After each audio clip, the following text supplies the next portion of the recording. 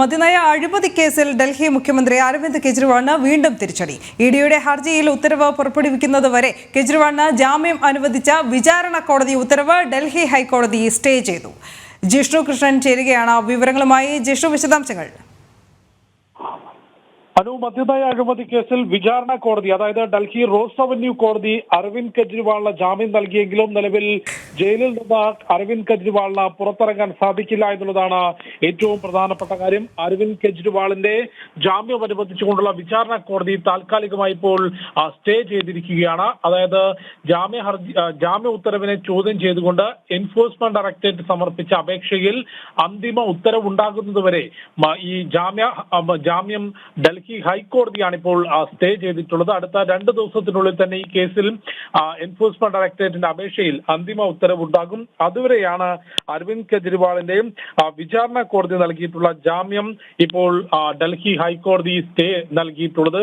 നേരത്തെ സുപ്രീം കോടതിയെ അരവിന്ദ് കെജ്രിവാൾ സമീപിച്ചിരുന്നുവെങ്കിൽ പോലും ജാമ്യാപേക്ഷയ്ക്കായി വിചാരണ കോടതിയെ സമീപിക്കാനായിരുന്നു സുപ്രീം കോടതി നിർദ്ദേശിച്ചത്. തുടർന്ന് വിചാരണ കോടതി ഡൽഹി റോസ് അവന്യൂ കോടതി ഡൽഹി മദ്യനയ അഴിമതി കേസിൽ അരവിന്ദ് കെജ്രിവാളിന് ജാമ്യം നൽകിയെങ്കിലും എൻഫോഴ്സ്മെന്റ് ഡയറക്ടറേറ്റ് ഇപ്പോൾ ഹൈക്കോടതിയെ സമീപിക്കുകയും ഹൈക്കോടതിയിൽ അരവിന്ദ് കെജ്രിവാൾ ആം ആദ്മി കൺവീനർ എന്നുള്ള രീതിയിലും മുഖ്യമന്ത്രി എന്ന രീതിയിലും വ്യക്തിപരമായും ഡൽഹി മദ്യനയ അഴിമതി കേസിൽ കുറ്റക്കാരനാണ് എന്ന് അന്വേഷണ ഏജൻസിക്ക് ബോധ്യപ്പെട്ടിട്ടുണ്ട് എന്നും കുറ്റക്കാരനായ ഒരാൾ ഭരണഘടനാ പദവിയിൽ ഇരിക്കുന്നു എന്നതുകൊണ്ട് മാത്രം ജാമ്യത്തിന് അർഹനല്ല എന്ന വാദവുമാണ് ഇഡി ഡൽഹി ഹൈക്കോടതിക്ക് മുൻപിലേക്ക് വെച്ചിട്ടുള്ളത്. ഒപ്പം അരവിന്ദ് കെജ്രിവാളിന്റെ അഭിഭാഷകനും ഡൽഹി ഹൈക്കോടതിയിൽ വാദമുന്നയിച്ചിട്ടുണ്ട്. അന്വേഷണ ഏജൻസി പക്ഷപാതപരമായി പ്രവർത്തിക്കുകയാണ്, ചട്ടങ്ങൾ ലംഘിച്ചുകൊണ്ടാണ് ഈ കേസിൽ ഇതുവരെയുള്ള നടപടികൾ അന്വേഷണ ഏജൻസി സ്വീകരിച്ചിട്ടുള്ളത്. അതുകൊണ്ട് വിചാരണ കോടതി ഉത്തരവ് പ്രകാരം അരവിന്ദ് കെജ്രിവാളിന് ജാമ്യം നൽകി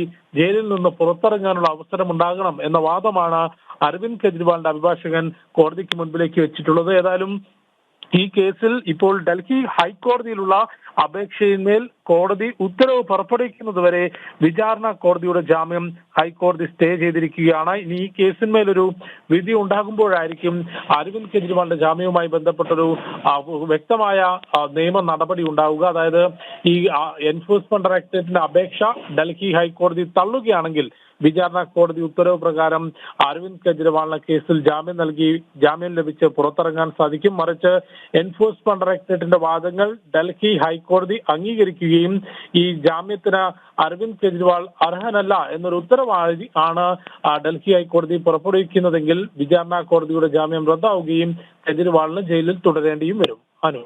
ശരി ജിഷ്ണു.